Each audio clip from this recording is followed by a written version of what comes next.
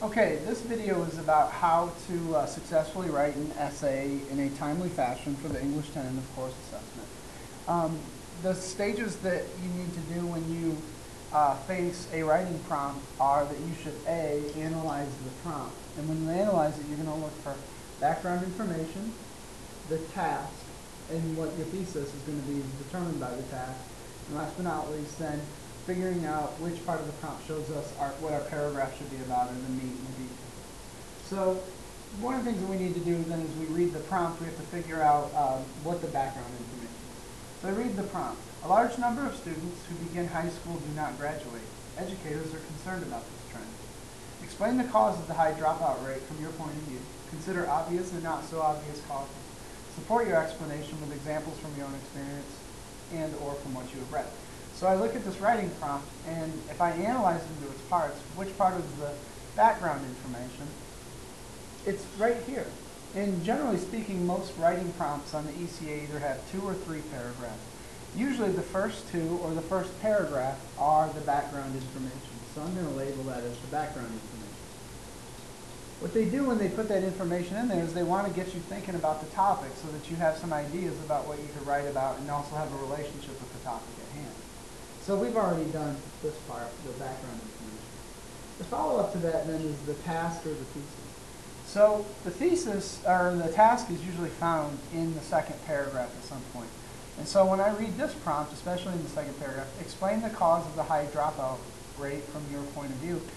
This part right here is the task that needs to get done. So we're going to label that as the task. Your thesis then has to really answer that task, and when you write your essay, when you actually start writing, you're going to have to make sure that that sentence is at the end of the first paragraph, the introduction. Because on the ECA, it does indeed say you're expected to do an introduction, a body, and a conclusion, and so we got to make sure that that appears where it's supposed to appear. So then, we've identified the task. We're going to have to write a thesis when we actually do our plan that's based upon that. And then last but not least, let's figure out other things too that could help inform what should actually go into our body paragraphs and the meat. In my class, we teach that paragraphs are sandwiches and that meat are details. So a lot of times the prompt itself will give you clues about what kind of meat and what kind of paragraphs you need to have. So this is usually found, and sometimes it's found in the background information, but most of the time it's right there, right by the task in the last paragraph. So I look at that. Consider obvious and not so obvious causes. Support your explanation with examples from your own experience and or from what you've read. So one of the things that they want you to kind of talk about maybe the obvious and not so obvious causes, and they definitely want you to be able to talk about examples and experiences. So those are the types of things that will go into your body paragraph and what your body paragraph should be about. Maybe even your topic sentences are dedicated to these things. With that being said, we've successfully analyzed the prompt. Your job on the ECA is to read the prompt and analyze it into its parts as quickly as you possibly can and really try to identify what the thesis is. Because if you don't identify the thesis or the task correctly and you write about other things, you are putting passing this test at risk. So then the next phase then for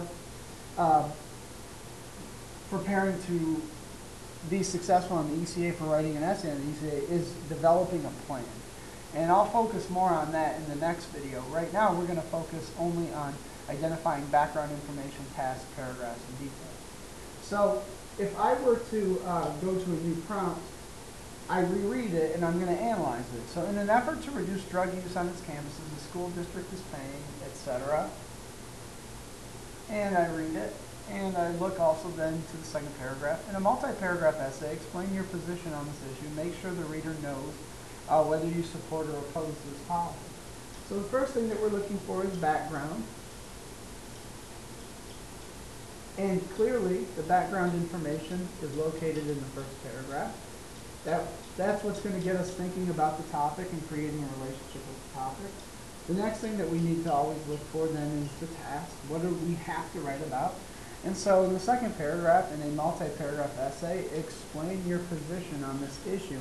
And they also go on to the next sentence, make sure the reader knows whether you support or oppose. So your thesis, and you actually can have an option, you can have a mix. You can be like, for some reasons I would support this, in other ways I'd oppose it. You can take a neutral stand on it if you indeed feel it, as long as you can articulate it in your claim. Nonetheless, we've successfully found the background. We've also figured out what should be in our thesis. And then last but not least, we're looking for what our paragraph should be about, and also maybe the details that we're looking for, the meat of our paragraph. So make sure your reader knows whether you support or oppose this policy.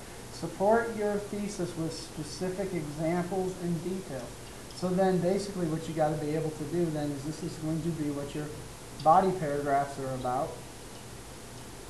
And you're going to definitely have to have details and examples of things, of why you support or oppose, or have an in-between kind of opinion for that.